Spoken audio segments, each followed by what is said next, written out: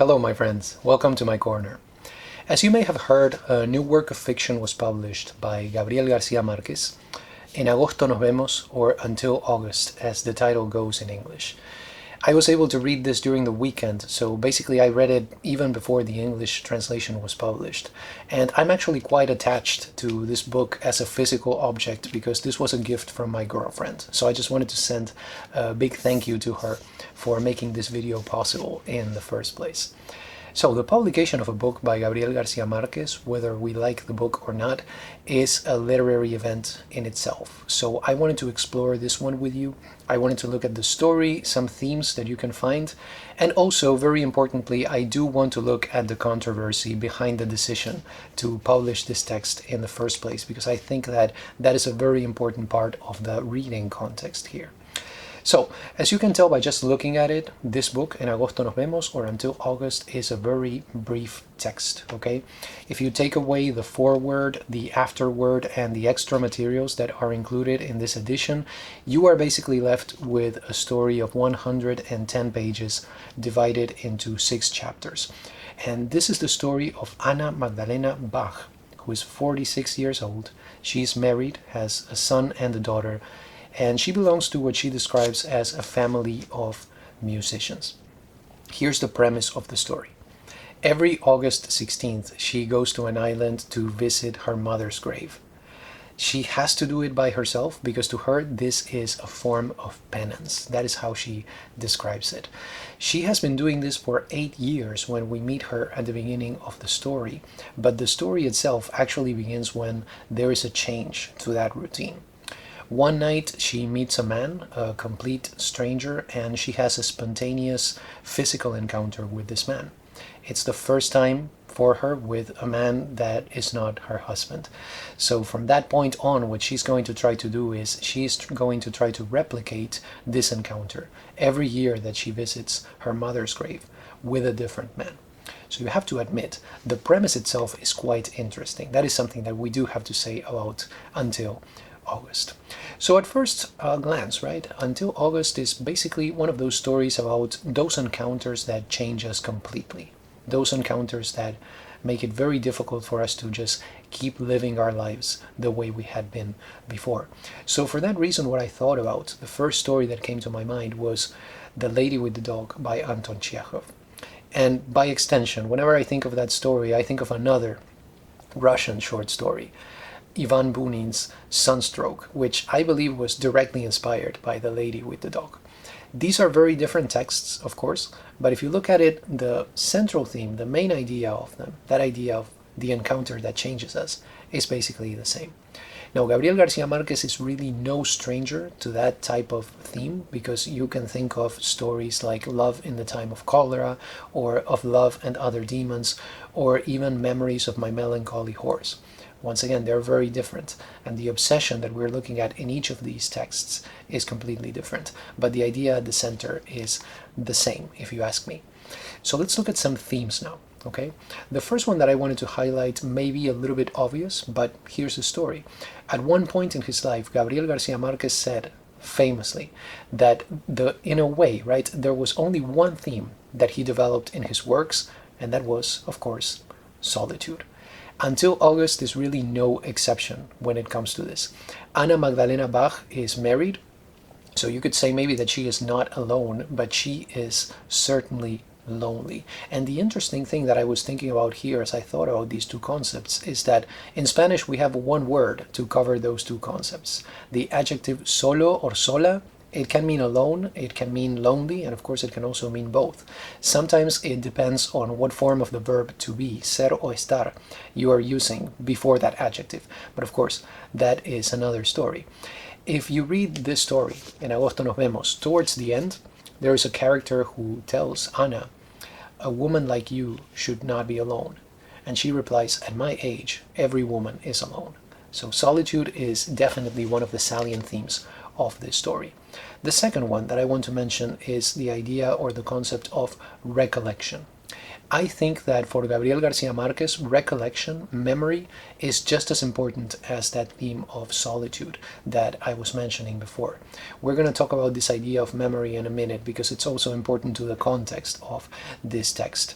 But Ana basically keeps the memory of her mother alive by visiting her grave every year. She talks to her mother, she confides in her, she tells her about the past year, what it has been like for her.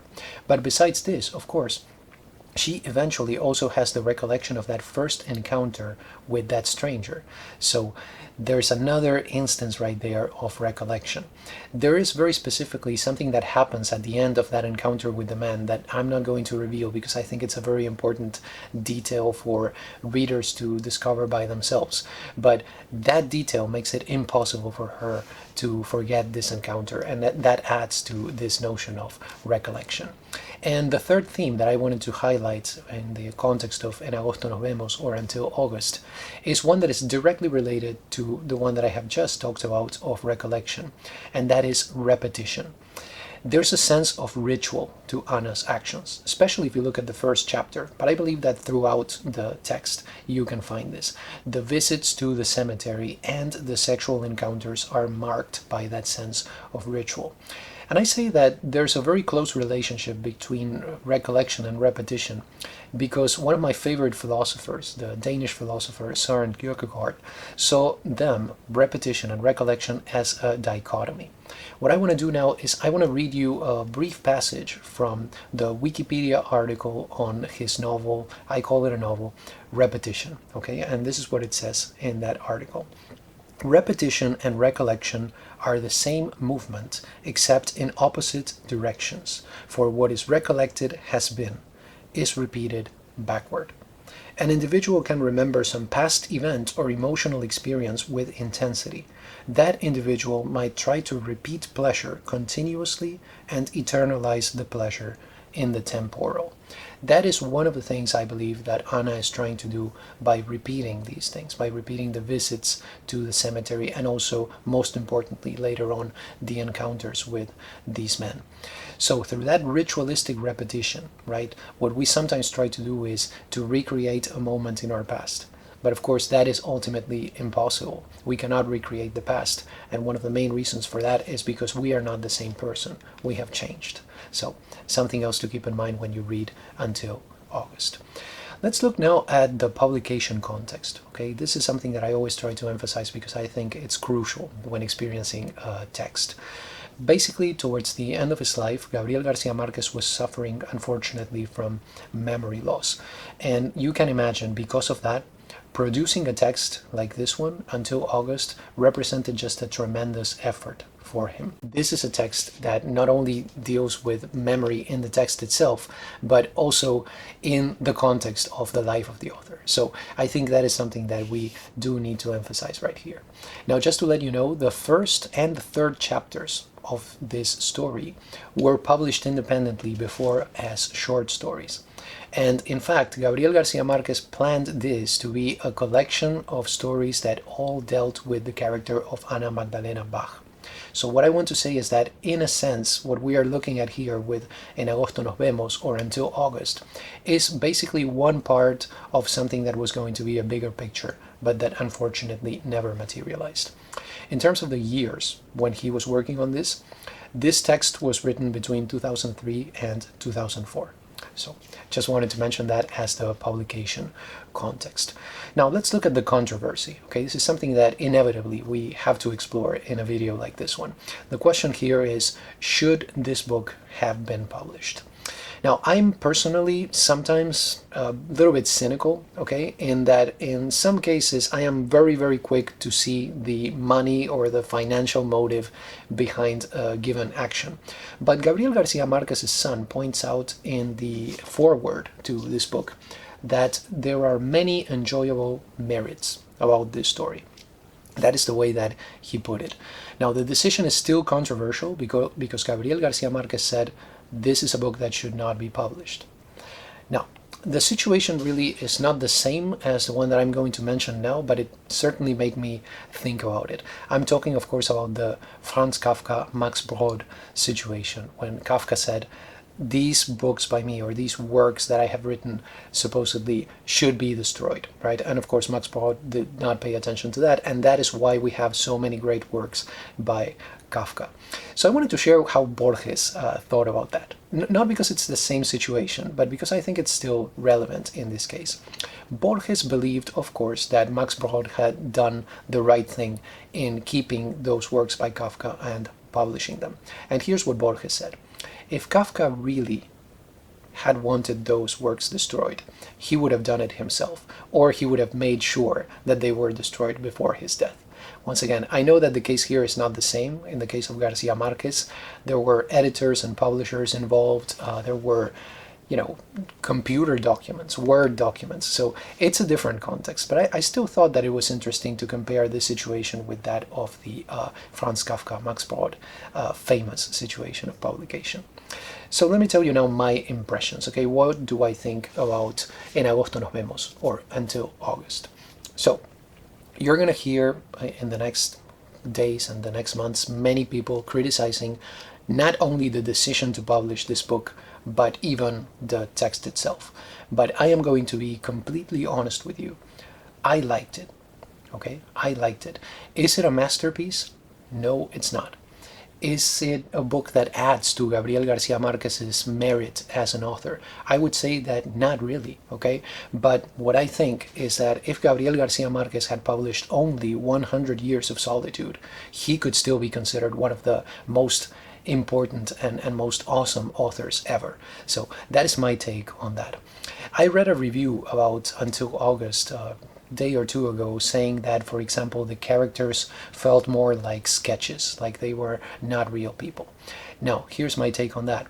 If you want to make the most of this text right here, this is something that you probably already expect from me.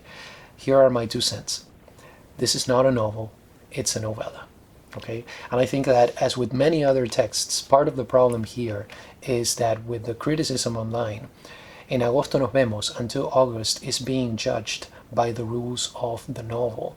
And no matter what the marketing says, okay, the marketing has said that this is a novel. And part of the problem is that this is simply not a novel. The repetitive structure, if you look at it, is the structure of the novella. If you look at the ending, which I'm not going to reveal, it's the typical ending that you would get in a novella. Still, let's ask the question here. Okay, it's a novella. Is it a good novella? Is it an excellent novella? Even in the context of the novella, Until August is not really perfect.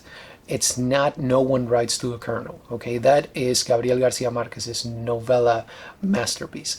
But I believe that if you read this as a novella, then you have a much better chance of appreciating it and of enjoying it than if you read it as a novel. So the bottom line here for me is very brief. I'm going to say that Until August is very good. It's not perfect, but I liked it, and I'm glad that it was published, despite all the controversy surrounding that. And that's all that I'm going to say. So do you have any questions, comments, recommendations, recipes? Those were my 2 cents on Until August by Gabriel Garcia Marquez. I hope you enjoyed this video. Thank you so much for stopping by, and have a wonderful day.